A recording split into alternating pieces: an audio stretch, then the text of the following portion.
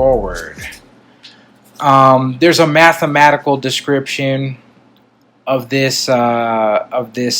symbol that I'm going to pass over for the sake of timing. We need to kind of get through this because we're almost here at 2 hours.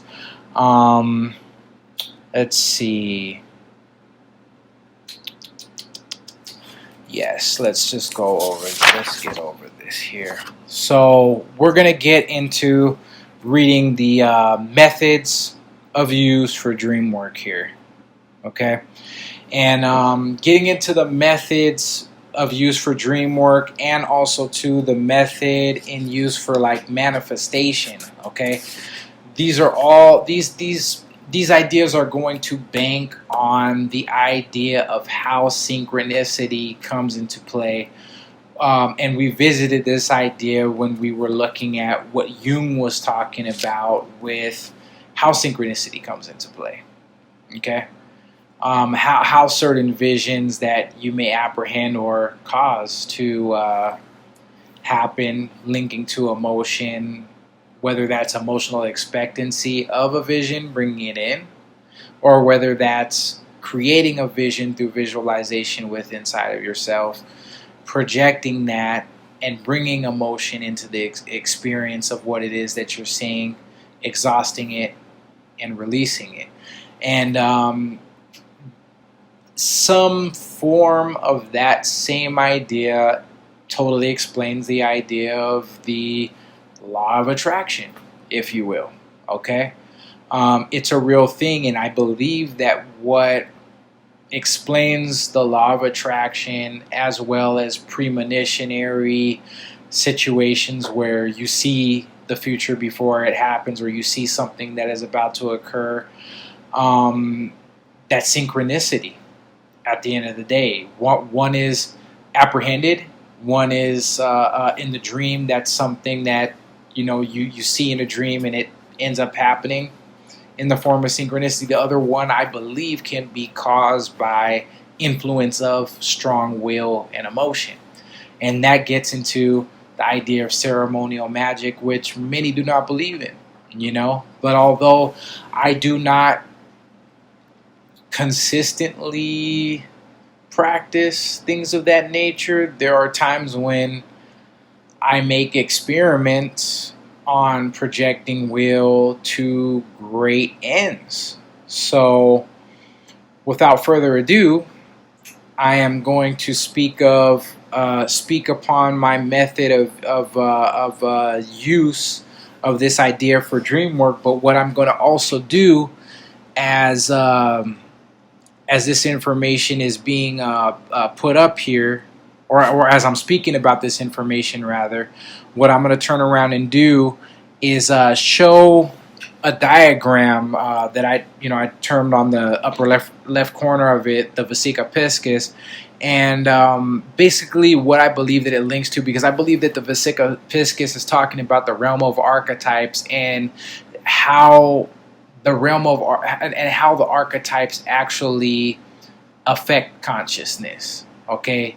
And what portions of the psyche they may be linked to. Maybe where, if you did know the map of the psyche, as in the Jungian model of the psyche on the Tree of Life that Eva Ryder put together, which I'll put a diagram up of as well.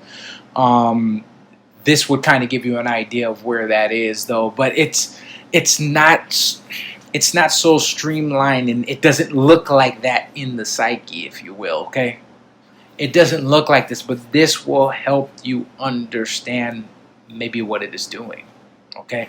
Maybe how it phenomenologically occurs in the unconscious life, in the conscious life, and in the physical realm, okay?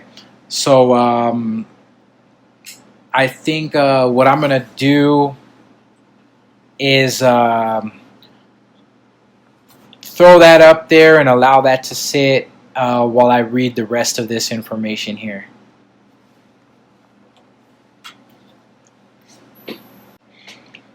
All right. Method of use for dream work. Explanatory forward.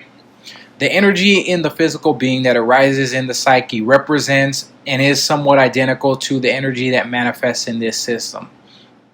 And it is such that in the physical, for instance, there is an extreme desire or ideal that one visualizes, entertains, and emotionalizes. This is fantasizing, but not aimlessly such. It is really done towards an important goal, as an almost inner romance of the life force of energy. For example, desire and striving for fulfillment. Or we can look at that as an eros principle, okay? This fantasizing causes a burning in the individual and is derived from the body of his or her own personal knowledge and ultimately a cumulative desire to know the self. This fire, this desire dissipates and is sometimes forgotten. For example, it's made unconscious. After these ruminations, which are ceremonial and sacred, although one may not know, okay, I am describing the nature of what happens on the conscious plane and how possibly via the unconscious aspect, via the function of synchronicity, the desire can emanate into the physical realm. This is actually describing the manifestational principle of this and how one could use the will possibly to bring a synchronicity about. Okay, which I personally, call me crazy if you will, I have done several times to my embetterment. Okay, this energy, when acknowledged within consciously, is a form of questioning, if you will, which beckons an answer forth in the form of synchronistic events, which once dissipated, which means it was dissolvable and spiritual form, okay? Number two, becomes felt at its peak as an impending and acute pressing emotion, an air of sadness, frustration, worry, anxiety, which at its very precipice, number three, gives way to a physical actuality, a situation that links to an intense thought and emotion we once knew, which connects in subtle quality to what is now meant with physical quality of the same nature, synchronicity. So basically what I mean is that you can project something into from your inner reality through visualization, emotions, and things of that nature into the unconscious realm, and you basically cut it off, forget about it. You allow it to be unconscious, but this is after having exhausted it totally to where it after that visualization, you've just exhausted the whole idea. You're done with it. Okay, you're done with it so much you don't want to think about it anymore. You haven't gotten the physical receipt of it. However, you're not going to be caused to go back and think about it again. So you've repressed it, if you will, into the unconscious. And we know about unconscious repressions; they begin to take a life of their own in some way, shape, fashion, or form, okay? So this leads to sometimes now what will happen as a result of doing something like that, sometimes you'll be caught up with certain emotional feelings or certain even outer circumstances that will present a counterpole to the thing that you have been projecting. And that could be taken as a sign that, oh man, like you may be feeling, oh man, this what I'm moving forward and toward is not working. That's that's the not the response that you want to take to it, because the thing is if you can really, if you really truly detach yourself from it, even when that pops up, you can subtly bring your awareness to knowing that what it is that you've projected is actually becoming manifest. Okay, now what ends up happening after the emotions that you're getting from the situation that's popped up physically or even internally, after those emotions subside, what usually happens, and this is almost a birth pain, if you will. Okay, it's almost like a woman going into labor before the child is born. then the synchronicity comes and you receive that which it is that you are projecting into your reality. Okay? Try it. Document it. Look, just try it. Is all I could say. You know, make an empirical approach to it, and you'll see that more times often than not, you can actually, with your will, with your emotion, with these faculties that you have within your psyche, you can be an actual co-creator in your life and in your own destiny, okay, or fate, okay.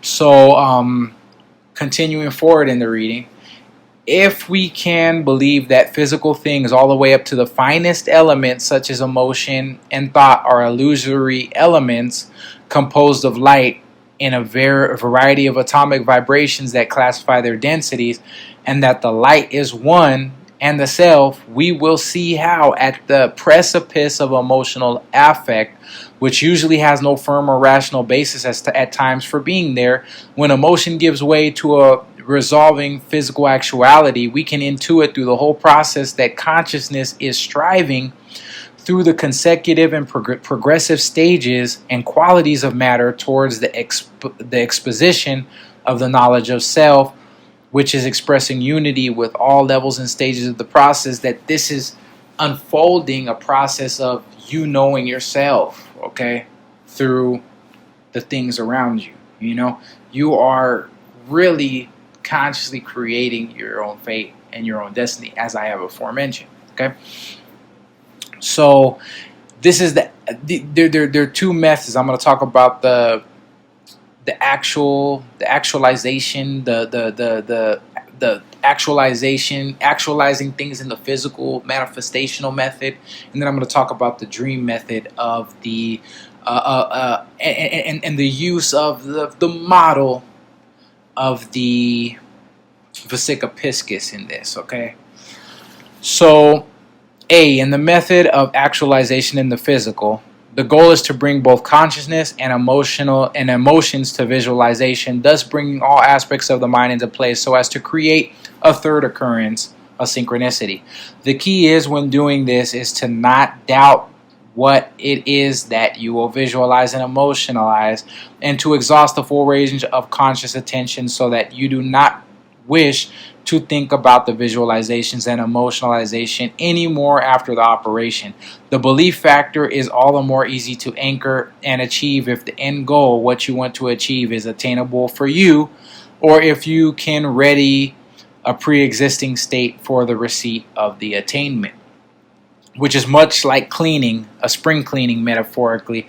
Many a time when you mass clean an area in your house, especially sporadically, there is some change in your psyche that has occurred or is occurring.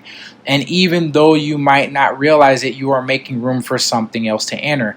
I think that this is what also the scripture Matthew 12:43 through 45 was alluding to, and I'm going to throw that up there. The seemingly negative ending of this scripture is almost the assurance that you will get some result of what you are asking for. The key is to, in the beginning of projecting the visualization, to be conscious, then let it go. Have discrimination of the content, and then sever it through detachment. So that scripture was basically, it says, when the unclean spirit is gone out of a man, he walketh through dry places seeking rest and findeth none. Then he saith, I will return unto my house from whence I came out. And when he is come, he findeth it empty, swept, and garnished. Then he goeth and taketh himself 7 other spirits more wicked than himself, and they enter in and dwell there. And the last state of that man is worse than the first. Even so shall it be unto this wicked generation. So, and what does the wicked generation seek? A sign. And no other sign will be given them but what? The sign of the prophet Jonas, who was swallowed by what? A fish. And Jonas was a symbolic of a prophet, Christ. Christ was born of what? The virgin birth. So we find a lot of juxtaposing to this idea already, okay? Once again, the Vesica Piscis has much to do with the aspects of this method of actualization due to the fact that the purposefully repressed contents of visualization and emotionalization, which recede into the past, will become through birth pangs that are noticeable, a future synchronistic situation that will become realized. The birth pangs or minor discomfort of emotions that are prior to the revelation of the desired thing is openly spoken of in Scripture and must be understood for its Gnostic value. Whenever I read Scripture, please note that I am referring to not to the dead letter, but the letter of the Spirit of truth within it. So Genesis 3:16, verse concepts, okay? To the woman he said, I will greatly multiply your pain in childbirth. In pain you will bring forth children. Yet your desire will be for your husband, and he will rule over you. So meaning the conscious aspect, the husband, okay, is utilizing the woman to bring forth a child. So the aspects that create the visualization are linking with the aspects that create emotionalization, right? And are bearing forth children, which could be the filius philosophorum. And what ends up happening is that is done through birth pain. It's not a process that you are going to receive this birth without some measure of emotional tug of war that is going on within you because of something that is going on without. That is an earmark to a birth that is about to occur into your life through the use of these principles. Something to think of. John 16:21. Whenever a woman is in labor, she has pain because her hour has come.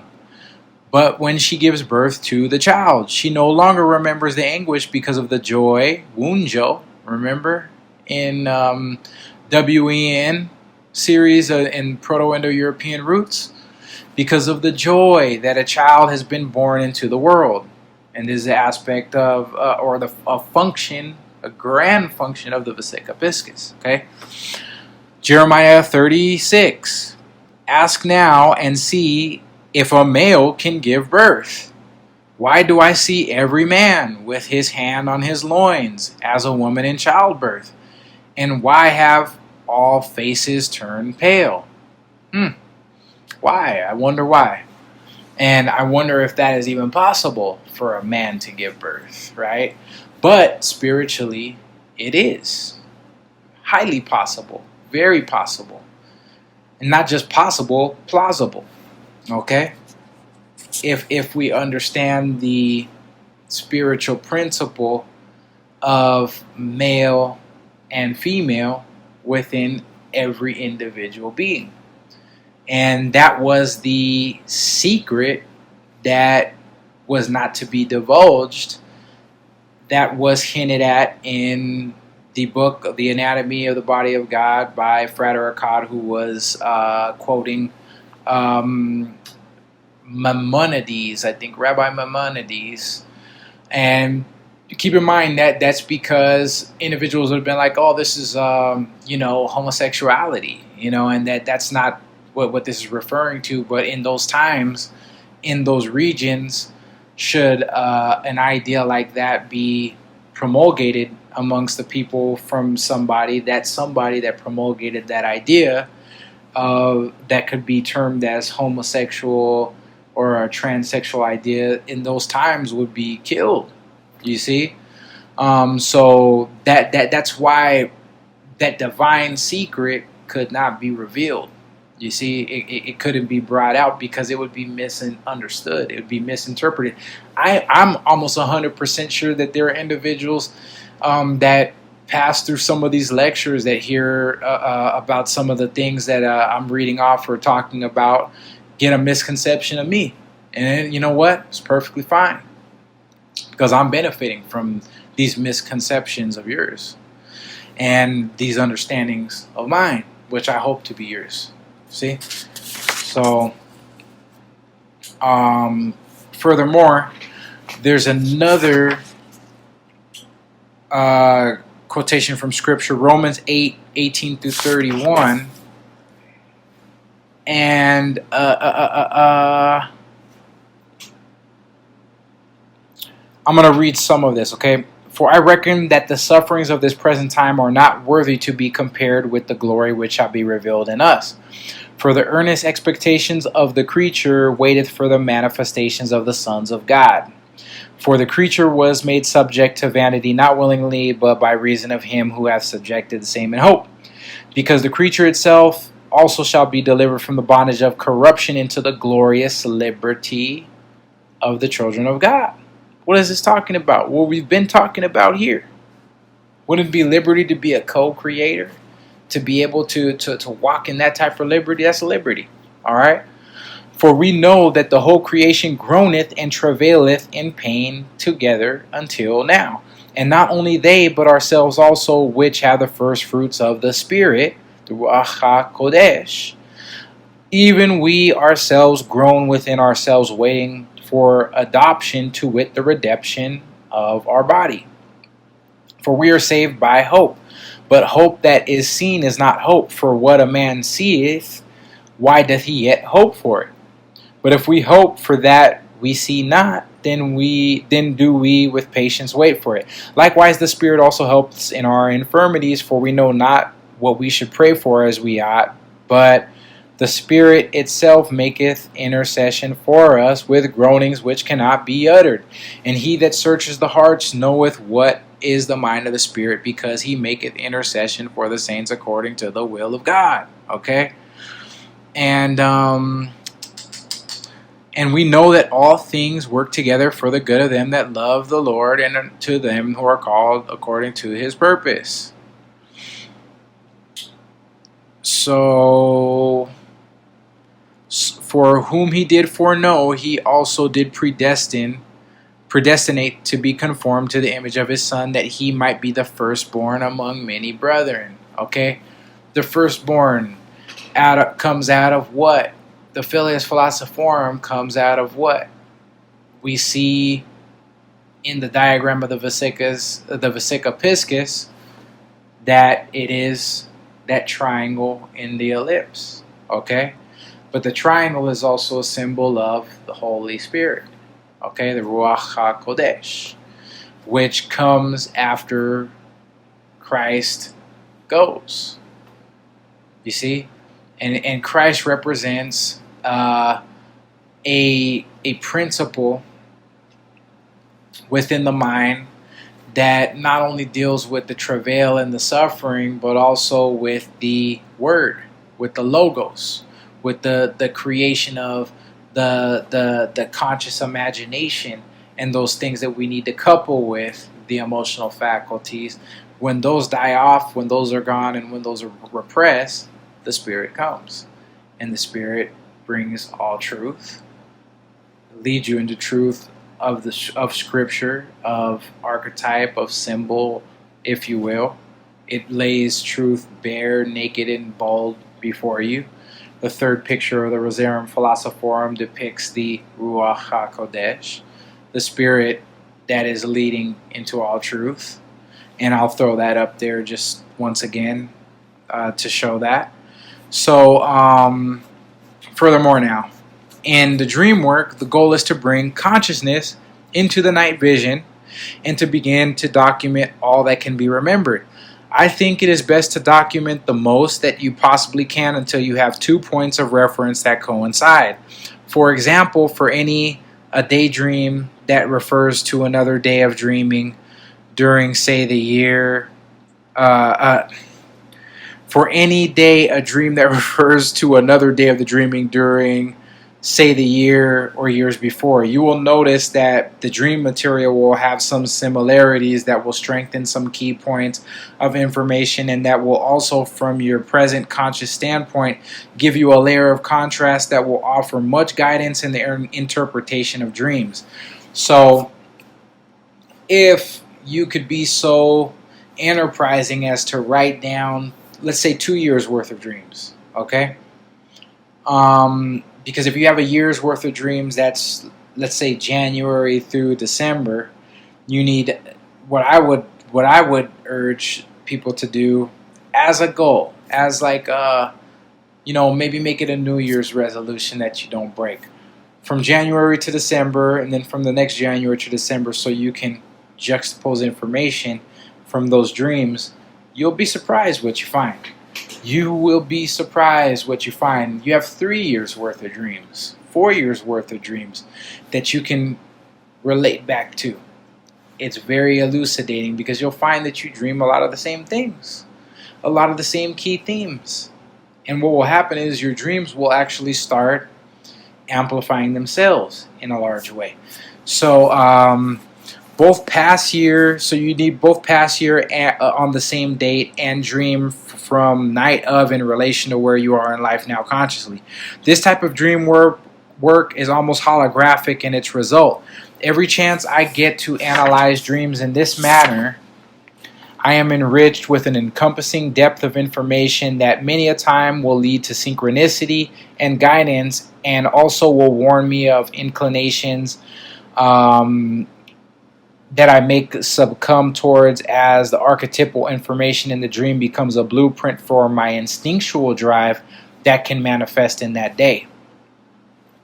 The Vesica Piscis has much to do with this model of dream work in that it entails past, unconscious, or repressed content that eclipse future synchronistic unfolding contents, all proceeding from the central conscious now. And that central conscious now that encompasses past and present, okay, or past and future rather, can be seen in the diagram that I put up earlier, that I will show once again here now, okay? That you can read. You can read the portions of it, okay? Before I read the final pages, I want to draw light and awareness upon the deity Acre in Egyptology, which is also called Kemet, who is a pair, and not Acre isn't called Kemet, but Egyptology is called Kemet, okay? Who is a pair of twin lions. In later depictions, it is a twin sphinx flanking a solar disk, and singularly, the lions are referred to as Duash and Sefer, meaning yesterday and tomorrow. Among many interesting and analogous facts that link this deity to Janus, and thus the idea of Vesta, and thus the Vesica Piscis, I most importantly wish to point to the fact that Acre means he who is beneath. This is how the hieroglyph is usually translated. Beneath refers to the underworld. Also in Sanskrit, the Kunda, and the Kunda in Kundalini, okay, that's the word Kunda, or the word Kunda has reference to beneath or a pit below as well. Yet I mention Acre, Tuaj, and Sefer because he/it was the embodiment of the underworld, afterlife/unconscious itself, and the guard of the gates to the afterlife, the god who gives birth to the scarab beetle deity Kefara, who bears the solar disk through the underworld. And as we can see on tarot card 18, the moon between the polarities, which is Pisces, mind you, okay? Pisces, the constellation of Pisces deals directly with and is linked to the 18th card, the moon. So Kefara on this card bears the solar disk through the underworld between the polarities into the unconscious realm, and on which card the eclipse of the solar and lunar consciousness is intimated. An independent look at this deity in connection with how we are looking at bringing past and semi-present information from dreams, from dream work, and how consciousness needs to be present in unconscious realms in order to do so is shown in various descriptory texts on a curve. If time allows, I'll quickly show an example of the dream work method. And we're about 2 hours in, so I might have to split this video. And you know what? I will get into a dream that I actually had last night, and I actually have last year's information for that dream. So 10/8/21, today's dream material 10/8/22, okay? So just a quick overview. I was with an older woman and a younger woman on 10/8/21, That was last year, okay? I was with an older woman and a younger woman, driving around and landed at a weed convention. Everybody there was raving about all the strains, but I could care less because I don't smoke. Now I'm trying to find a way out of there. So the place was basically, the place and how I left it was via a series of slides, and that represents downward motion. That's coagulatio symbolism, okay? And it led me to a place where I used to ride the bus to train MMA. That's Legends MMA, when I was there. A pastime is what I remember it to be. That was always fun. It was a fun but tiresome journey. There's so many different things I ran into, so many different incidents and, off the wall situations, down there in Santa Monica, in Los Angeles, California. But this was a bad side of Santa Monica, like kind of getting... It was on Santa Monica Boulevard. It wasn't Santa Monica, okay? There were some bad neighborhoods that I had to pass through just to get to the gym, okay? But basically, what you'll see, because I'm going to show you a picture of how I do this dream work. It says yesterday's dream materials 10/8/21, and then I wrote the information in one of the circles on the left. That's the past portion. And then I wrote a arrow down towards the gleanings, like what did I glean, what could I glean from that information, right? And I said, last night I found myself looking up old fights and a few new ones from friends that some of my friends at that old gym did there, okay, at Legends MMA. Never in my life, rarely in my life, do I look up past people from that gym, even though it was a great, pleasurable time. I'm living a lot of times life in the present state and not looking in the past. But I found myself really reminiscing and going into the past last night, okay? So also too, some of the gleanings that I got from it were the idea of the crone, the maiden, searching. I wrote down waste of time, and there's a little bit of free association that I'm going through when I'm just like, I'm writing things down based upon the portions that I underlined that, and you have to kind of go with your intuition, underlining some of the things that pop out to you from the dream material. I put the crone, the maiden, searching, waste of time, waste of enthusiasm, abstinence, escape, coagulatio because of the slides, of course. My gym was, in fact, and I wrote this little footnote, my gym was, in fact, the site of a shoe store my significant other, my lady, right, used to work in. And then I also put worn out, the feeling of being worn out. You know what I'm saying?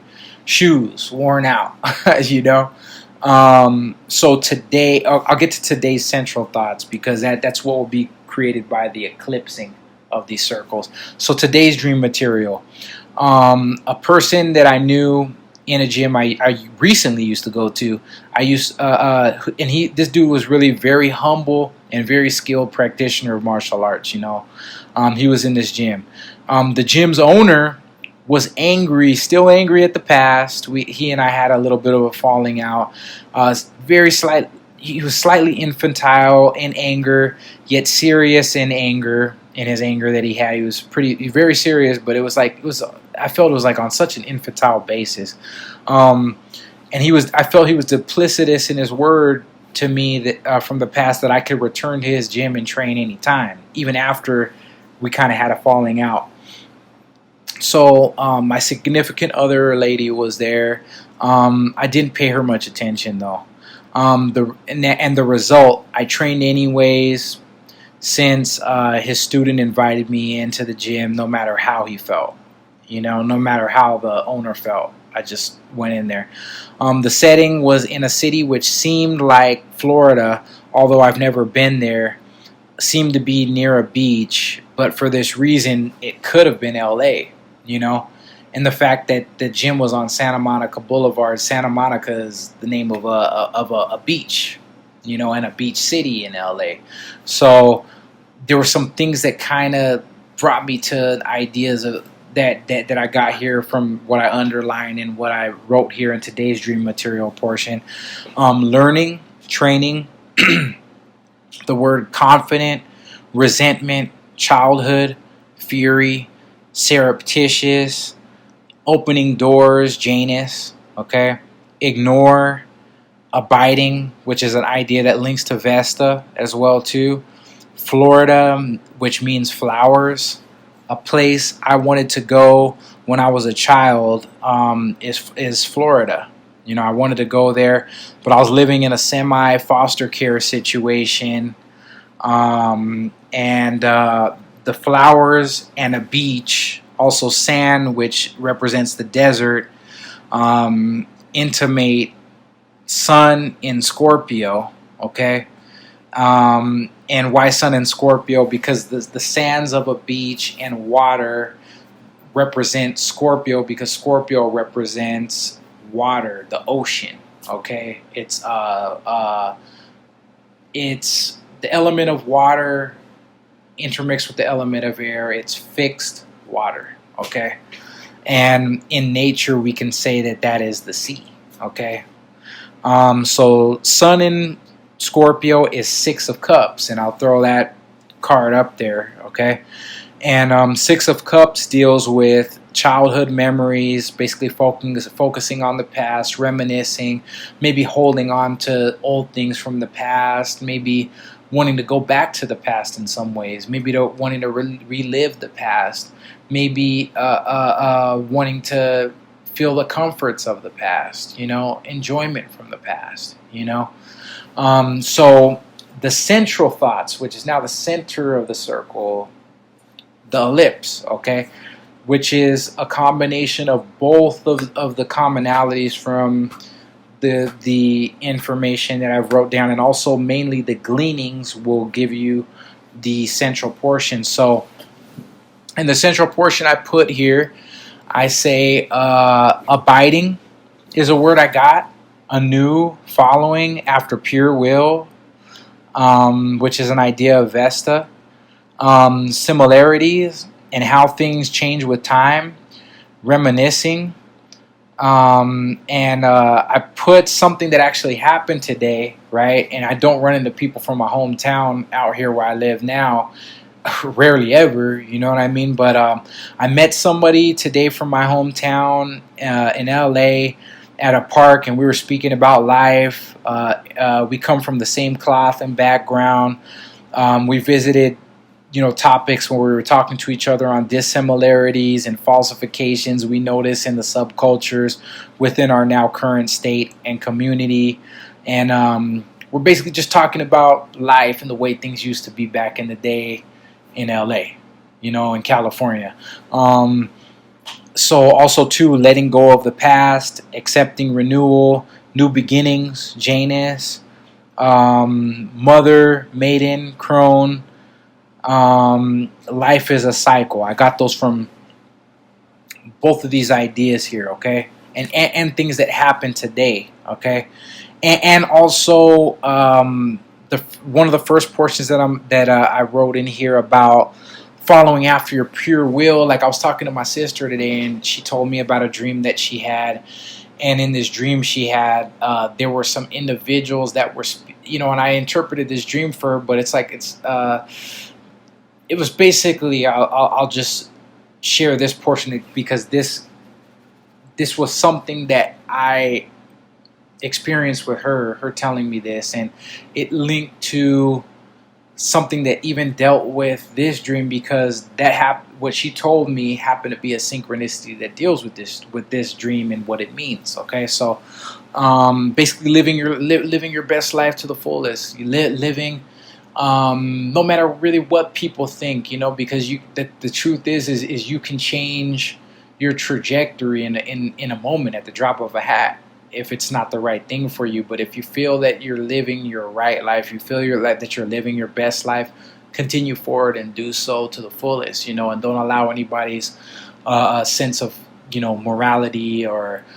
how you should be living stop you from doing so, because the truth of the matter is then you'd be living their life and not yours.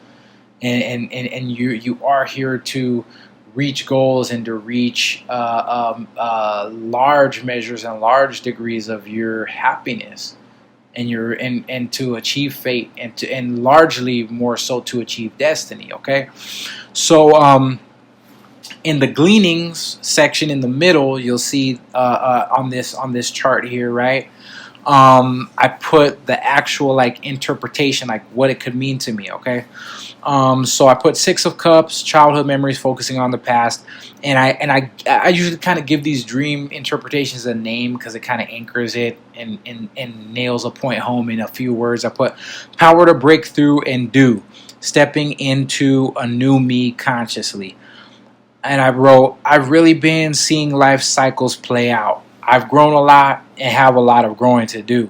I need to follow what is happiness to me and not another's morally, etc. I need to unburden myself wholly from my past as I am a new being and accept renewal, totally moving ahead, knowing I lose nothing. Life is a cycle. Things change with time, and so do people and places, which entails things receding into the past. Disintegration is what that is. And things reforming and reforming. Integration. Present problems are working out more self-awareness handed over to me. The ashes are bringing a crown of glory. You know, and that's directly even to what the sun in Scorpio represents, Six of Cups, because you know, it could be looked at too as renewal, you know, because Scorpio represents death and rebirth. The sun can be seen as a crown as well, though, too. The metal for soul is gold, you know, a crown for ashes, receiving a crown for ashes, receiving a crown, receiving something good from all the bad that you've gone through. And then the thing is like moving ahead is not like you lost all the lessons, all the great things that you gained, even from the hard times that you've been through. But no, you take all those things with you. But instead of staying stuck in those things, you grow from, if you will, the seeds that were sown in those hard times. You walk to the next life, the next things that you're moving forward and toward into along the boughs from that seed that was planted in the hardest time. It grew into a tree. Time to go on into the next tree. You know, time to go on into the next life. You know, so this is just an example of using the Vesica Piscis in dream interpretation and in understanding of dreams, and using yesterday, if you will, yesterday is the past dream material, dream from a year ago, to today's dream material, which is something from the same day, but this year or the present year, you know, and taking the juxtaposing information. And if you've paid attention and if you looked at what I'm showing on the screen, you'll see that there are some commonalities in this, what I dreamt last year and in what I dreamt this year, you know. And I can also see how there are some changes that have occurred. You know what I mean? Things I've stopped doing too, that I haven't gone back to doing. You know, I'm a totally different person than who I was a year ago, 2 years ago, 3 years ago, 4 years ago. You know, 10 years ago for sure. You know, so last but not least, I'm gonna throw up a picture because we've been talking about the anima and animus archetypes, and in approaching the Vesica Piscis and the male and female portions of those circles coming together to form a central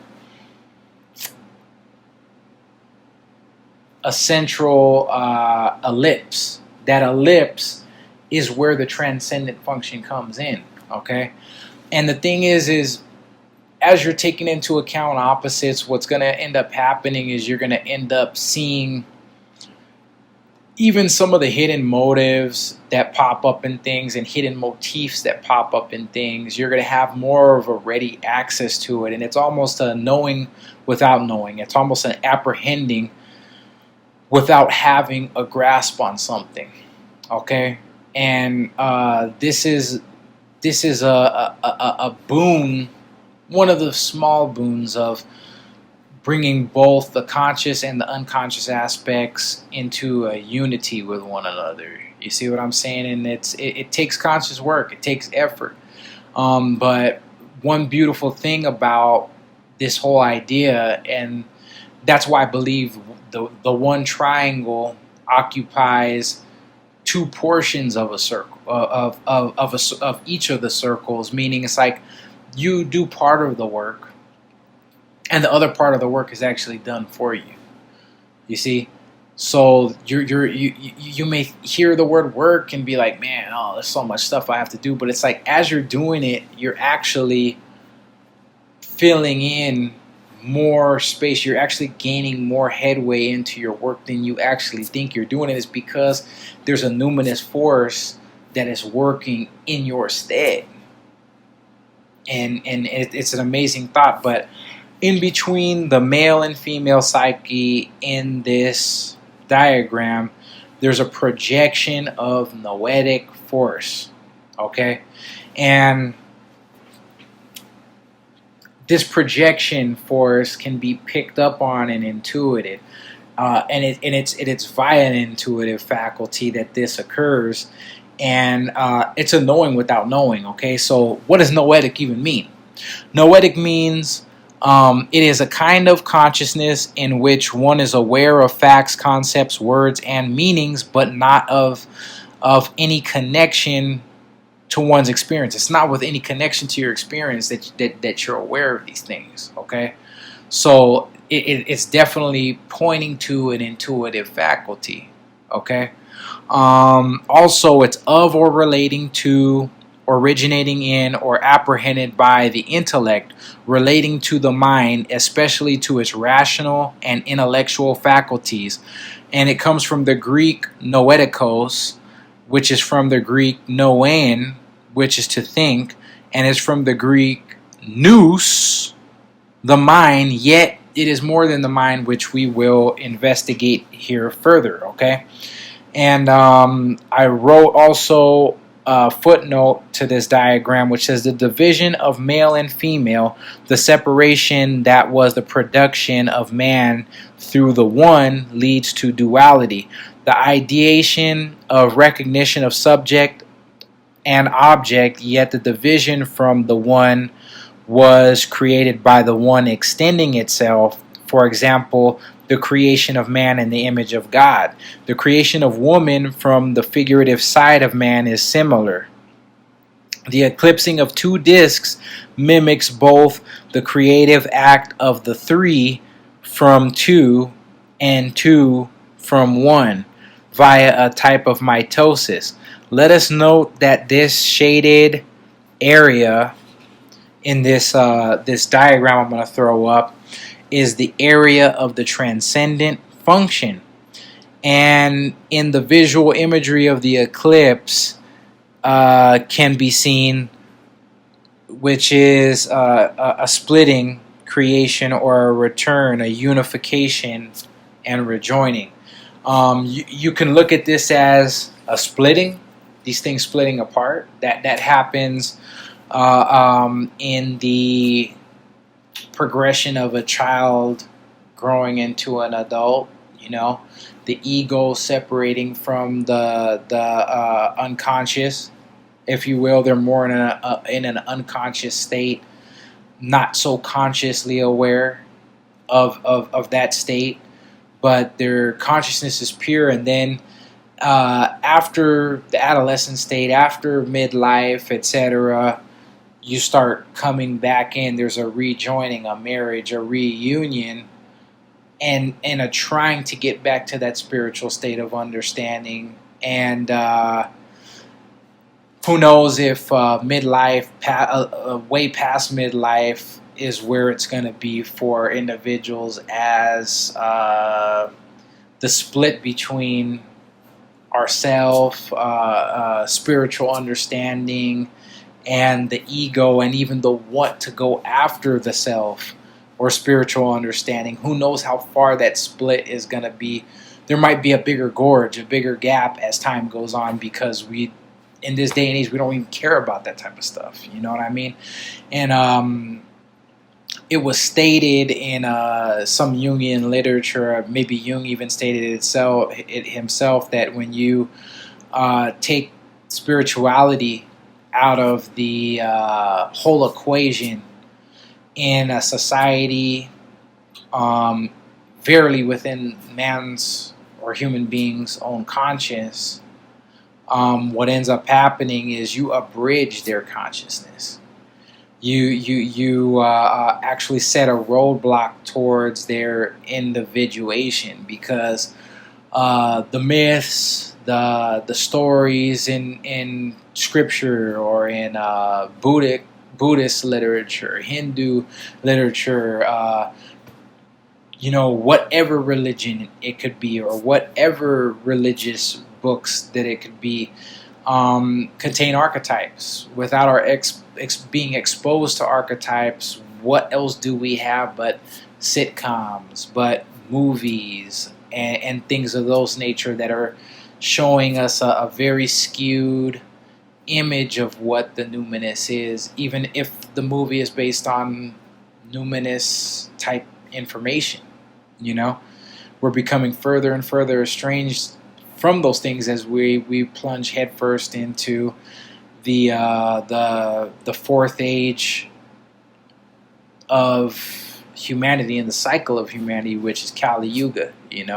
Which, once again, I think it would be very interesting to go into some of the prophecies of Kali Yuga, because a lot of them are very spot on, but they are, some of the predictions for the age of Kali Yuga are very similar to the predictions for the last days that Christ gave. Okay, so, and we were already in Kali Yuga around the time of his crucifixion, if I'm not mistaken. So quickly, I'm going to read something about the noetic aspects of the moon. Okay, so in relation to the eclipsing factors. Oh yes, before I get here, sorry for having to jump around so abruptly there. In the idea of eclipse, to leave, which is also to arrive, links to the Proto-Indo European root directly, Leikw. I'll throw that up on the screen quickly as I read some of this stuff. And then Proto-Indo European APO, Proto-Indo European EUE, Proto-Indo European LEIP, and Proto-European root SLEG have much to do with what we're talking about here. And eclipse in the Hebrew is aful, aleph pe va lamet, and the number for that would be 117. So 11, 12, 13, 14, 15, 16, 17. 11, 12, 13, 14, 15, 16, 17. 0, 1, 2, 3, 4, 5, 6. So the sixth position, so a full, it would be 116 and would occupy the sixth position away from the number 111. Okay? It would be 117. So 11, 12, 13, 14, 15, 16, 17, 0, 1, 2, 3, 4, 5, 6. It would occupy the sixth position. The sixth position would speak of consciousness. So an eclipse as an event, a celestial event, would have something very, very important to do with consciousness via the understanding of the number 6 in Gematria, for the number 116 or 117 rather, occupying the sixth position being Tiferet. The Ruach is something of the psyche, and it would link, the actual even occurrence would link to something that deals with the psyche. Eclipse 111, which is a number of the first letter of the Hebrew alphabet, so the self and the conscious mind, which we could link back, since it's solar, to maybe man's ego or a woman's animus.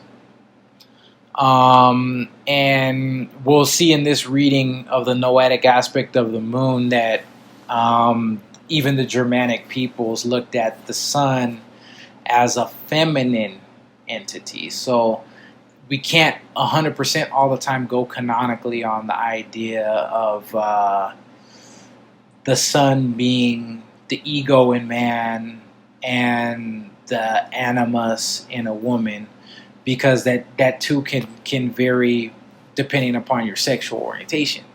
Okay, so I'm gonna read this last portion here.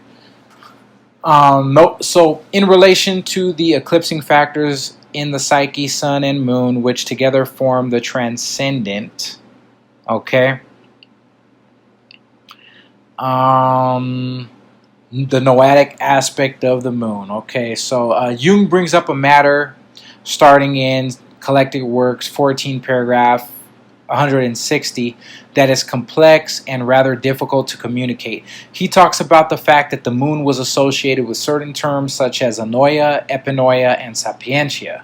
Okay, remember, sapientia is the highest, the absolute highest. Okay, now we're talking about projection of noetic forces as pertains to the diagram that we put up earlier. And I'm going to put that back up because this corresponding to what we're talking about. This is why we're talking about it. And we're talking about this in respect to the Vesica Piscis, okay? Because the transcendent function is that which is occurring at the central ellipse, okay? So it's very important to know what is occurring for you as you're bringing the unconscious and the conscious mind together, or as you're using this idea to manifest things in the world, as you're getting the magnetic properties and capabilities from utilizing this idea, if you will, okay? And that is that sapientia, remember, is representative of the highest anima figure for a man, okay?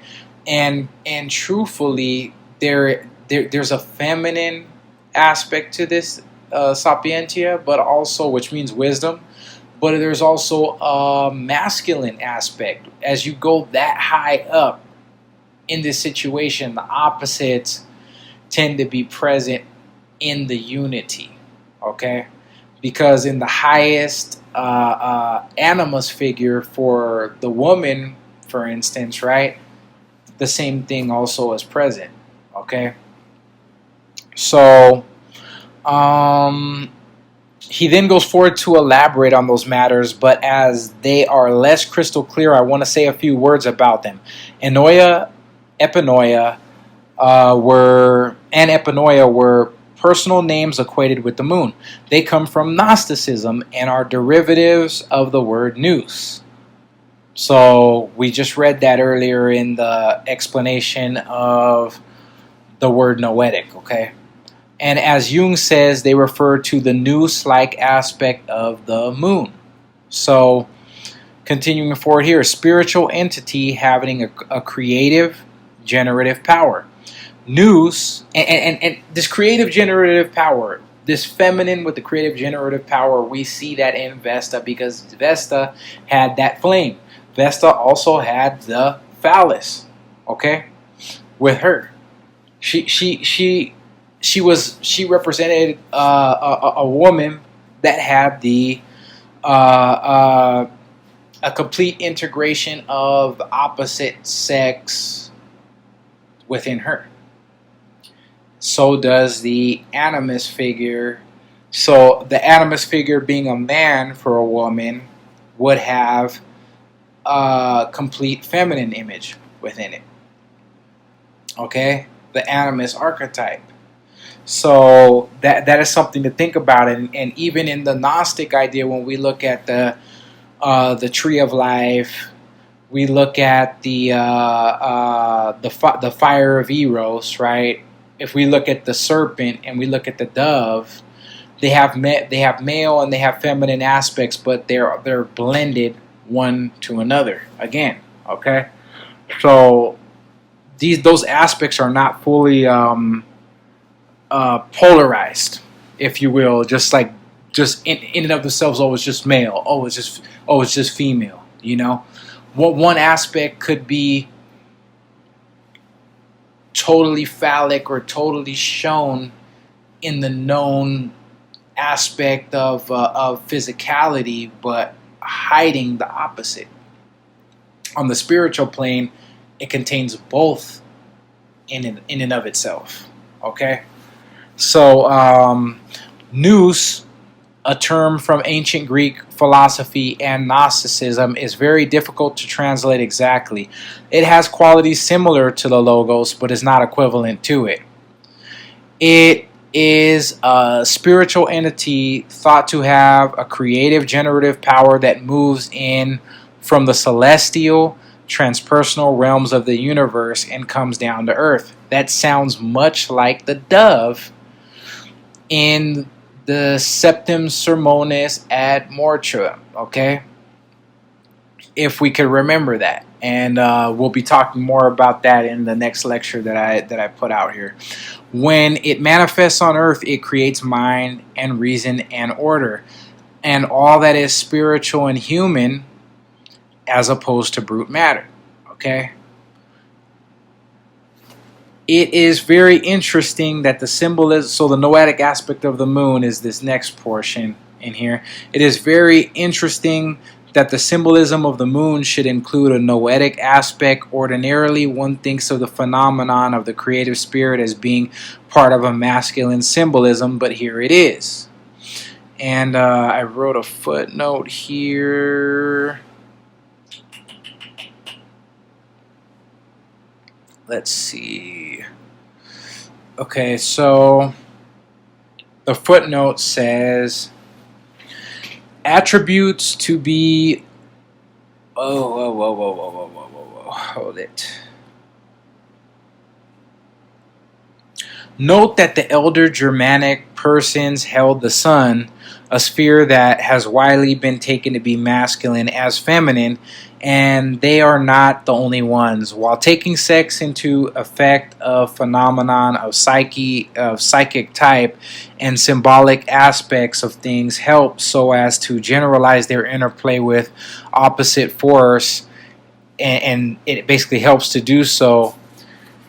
Comparative traditional analysis of identical anchors of such phenomenon show those attributes to be arbitrary across cultures and their systems. However, this fact does not bar one from gleaning light from comparative analysis. It does mean, though, it is wise to have some sociological reference before making concrete attributions. You know, so it is something to think about. You know, if you're making the right attribution based upon what those people thought those things were attributed to, i.e. moon being feminine or sun being masculine, you know?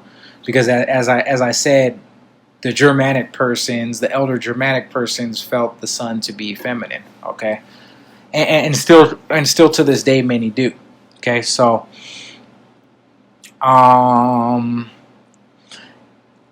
evidence of the etymology points to the same symbolic fact. In the Greek, the word mene was the word for moon.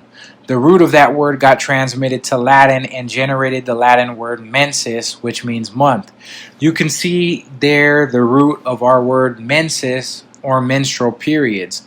The same root appears in the Latin word mens, meaning mind, with its genitive mentis and mentis as the root of our word mental. The same root is in the word mensura, which means measure. So moon, month, mind, and measure all belong to the same symbolism. Okay? So moon creates time, measure, and mind. And I have not read this current portion from Jung's works, but I think the first video that I made was that the moon, hold on. The moon measures the consciousness the conscious ego is measured with the rays of the moon. I think I named a video and a writing that I put together, which I actually intuited a lot of that from studying the Indo European root and from having understanding of the alchemical process of separatio, and how that deals with the process of furthering individuation, and how measure must be taken really in all things, balance in all things, basically. You know what I mean? But how this is a process that the self is taking on us to inlay things into our consciousness and psyche, growing things in us, making room to inlay bigger things, better things, and then sometimes to take things out, because separatio was also a process of cutting out. So anyways, this tells us that in some psychological sense, the moon and what symbolized by it, namely the feminine principle, create time, measure, and mind.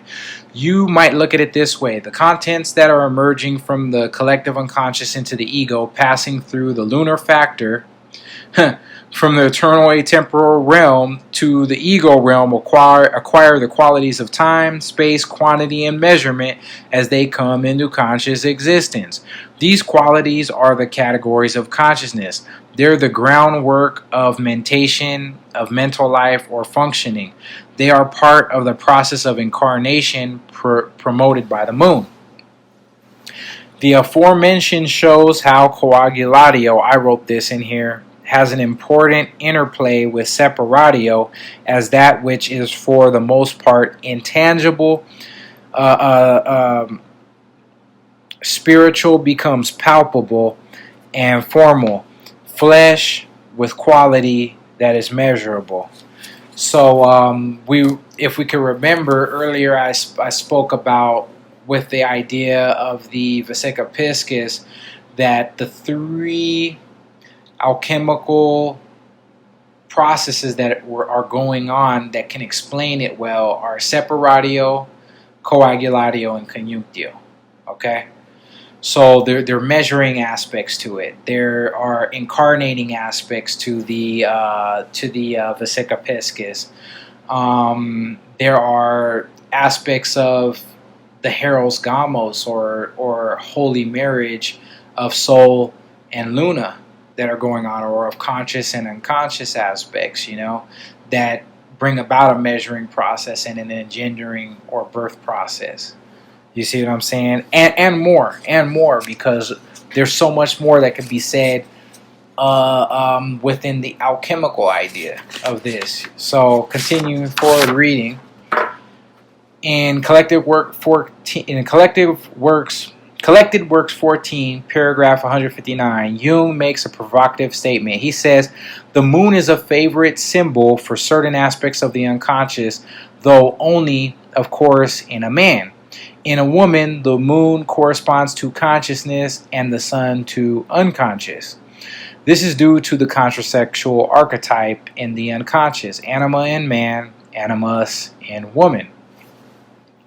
Erich Neumann has a somewhat different idea. He suggests that the sun is the principle of consciousness for both men and women. As I tried to review my experience in this matter, the more I reflect on it, the more complicated it becomes. I think both statements are true, but in this, as with all matters dealing with the feminine principle, we cannot be too precise. We have to allow ourselves to function in the moonlight where things are indistinct. As I was saying earlier in the lecture, if you hold on to archetypes too tightly and try to nail them down too tightly, they will slip and fly out of your hands. Okay, you basically lose it if you just try to pin it down so roughly, and that's because spirit, if you will, is like water. It's viscous, it's movable, it's not as tangible as physical material essences and things are. Okay, but you can gain a look at it, somewhat of an objective look and result, by doing so by treading lightly with it. I look at it even when I'm apprehending spiritual thought, when I'm introverting and I'm going in and I'm analyzing something from the spiritual angle. It's as if you're trying to capture wisps of smoke that are coming off of a stick of incense. You know, if you try to grasp for it, it's going to dissipate. You know, you have to have some type of glass thing that you use to capture that smoke, to watch it swirl and do what it's doing and show you what it's going to show. So that's a metaphor that could maybe open up an understanding of how delicate the operation may be. Delicate but definite, okay? But definite is too definite of a word as well to use. So let's see. So he further says, I'd put it this way: the conscious ego of a woman, at least under usual circumstances, is more comfortable and related to the moon, because the moon is compatible with a woman's consciousness, with the conscious personality. For a man, the conscious ego is, as a rule, more compatible with the sun. But looked at from a different angle, we could also say that Newman is right. Strictly speaking, is right that strictly speaking, the principle of consciousness is the same for both men and women. That leaves the matter less than crystal clear, and I think to be true to the nature of this imagery we're talking about, we will have to leave it that way. Relevant to this whole question is the dream of a woman who was a biological research scientist. She was about 30 and single at the time. Let's see, am I going to read this? Yeah, okay, so we'll finish off with this. A young male friend called me to the window to watch a phenomenon in the sky. And this is a dream from a woman that Jung is relating his speech on here. A young male friend called me to a window to watch a phenomenon in the sky. As we watched, we saw the moon, and from behind the moon another body was emerging like a second moon. But suddenly the second body began to explode in spectacular colors that looked like an H-bomb explosion. We thought we were watching the birth of a new sun, and this thought was very frightful. For if a new sun were being created, its heat and radiation might kill us all. All at once, during another explosive event, a piece of the new body was thrown into space and landed in our apartment. We ran out as fast as we could, being afraid that it might be radioactive. The dream commentary. This talks about the moon, about the appearance of the second moon, and about a new sun being born. The analytic hours just prior to this dream had been spent discussing the patient's fear of man starting as a child. Her mother had transmitted to her the fear of a man who had exposed himself to children in a tunnel under the street, and the patient had had recent fantasies of being attacked by a man. This woman's ego development was defective. You might say her lunar ego had not yet been born. And I see this dream as an expression of the birth of that lunar ego. In fact, after a bit of work, that development did take place. She was able to marry and have children, and the full feminine experience became available to her.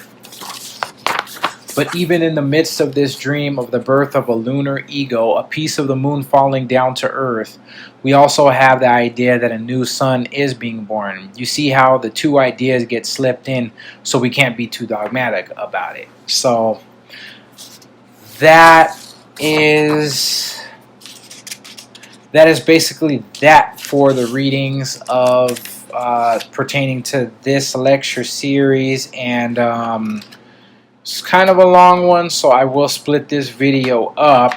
Now, I will say something pertaining to getting into the next lecture, which is going to deal with the idea of Abraxas and how it links to the Taoist ideas. And I really think that it's important that I hit that lecture before I take this moratorium, because the truth of the matter is because Christianized, if we will, religions lie dormant at the base root of our psyche here in Western society.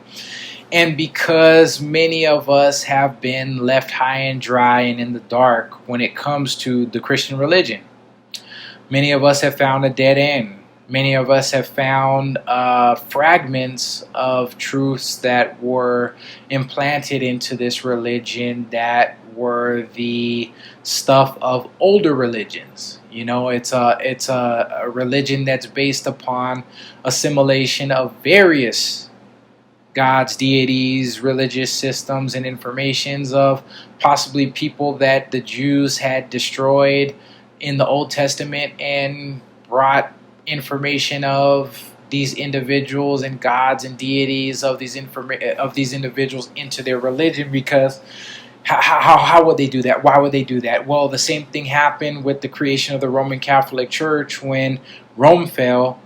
The Germanic people and individuals that led to the downfall of the Roman Empire and basically overturned the empire when it was on its last leg. They could have, and they did institute a whole new religion, but they took a lot of the Roman ideas into the religion, deities and everything else, and they were seduced. They did so because they were seduced by the beauty and the symmetry and the undeniable truths that equated to power within the symbolism, the divine symbolisms of these systems. Okay, so the Hebrews, they're human beings in the Old Testament, and they most likely more than likely did so, because you see traces of older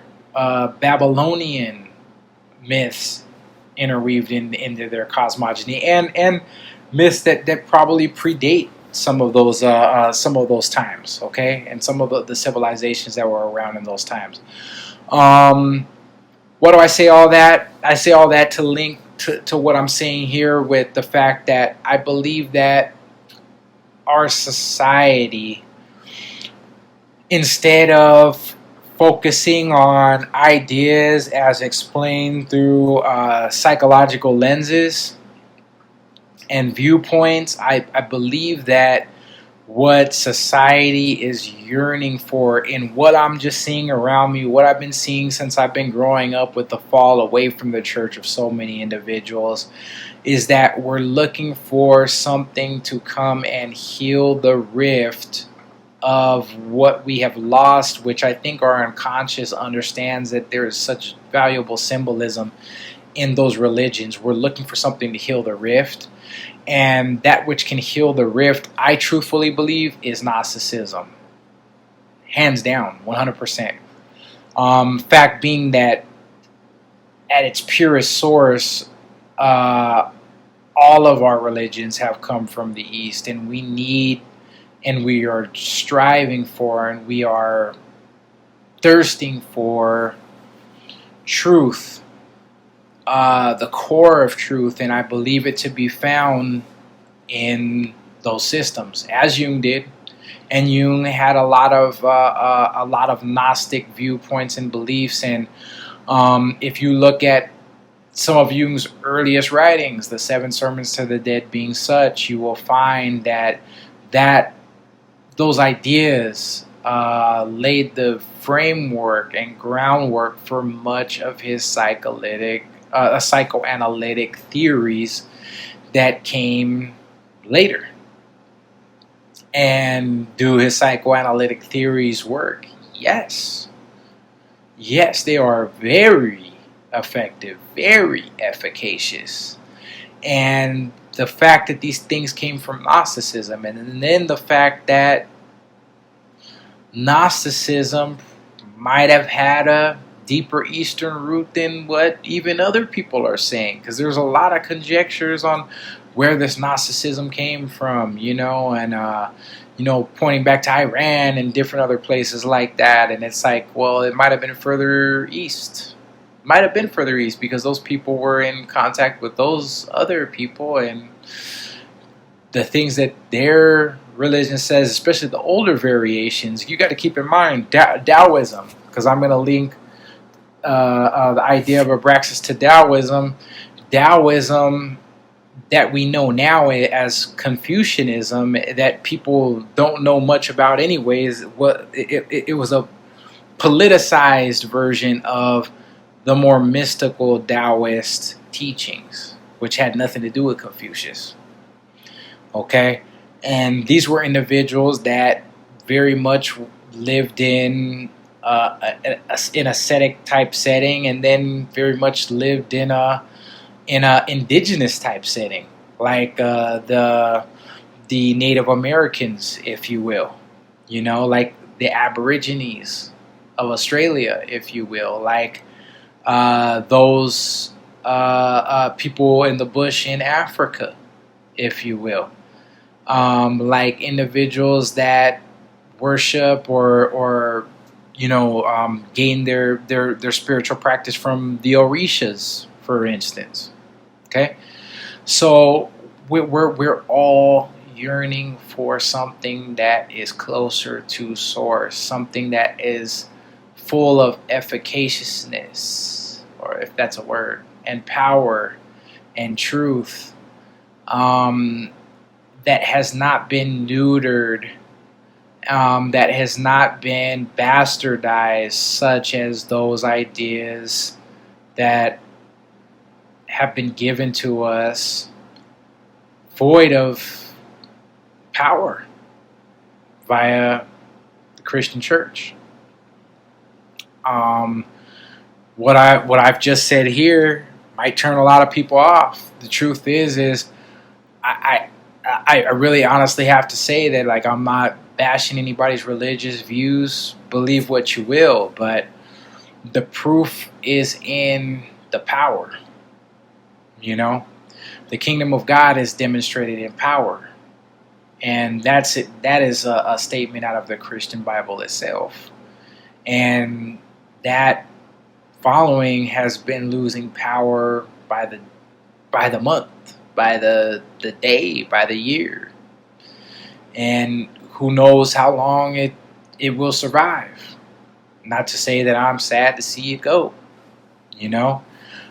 because of the tyranny that it has enforced and that it has engendered in our souls, but also that which has engendered tyranny also has within it the seeds, that the poison has the seeds of revival and rejuvenation into truth within it.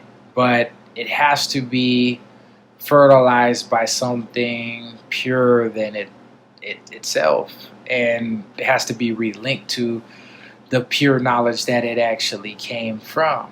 And I see that in Gnosticism, I see that in Taoism, which are two spiritual functional practices that are literally saying the same thing. One in the West, one which I think is the originator in the East. So sorry for dragging all that out, but I need to say it because it's something that I think that people are seeking that more than they're seeking anything else right now. I think that's an underpinning current, and I seek to feed some of those ideas, to feed people that are looking for those ideas with information for those things that I will leave on this page. I think that is possibly a direction that I'll be going. which this video has dived into very significantly, whether you know it or not. This is actually this could actually be like a precursor towards getting into the next video, because I've given you some practical tools that are heavily based in not just alchemy, which is a Gnostic practice, but heavily based in ideas of Gnosticism, based in the idea of Abraxas, is what we just got done going over right here, right now. But without further ado, I'm going to shut this down. I'm going to let you guys go, and I hope you've been enriched by this kind of long lecture. And definitely going to split this into two. I think that it does people a disservice because attention spans are so short nowadays.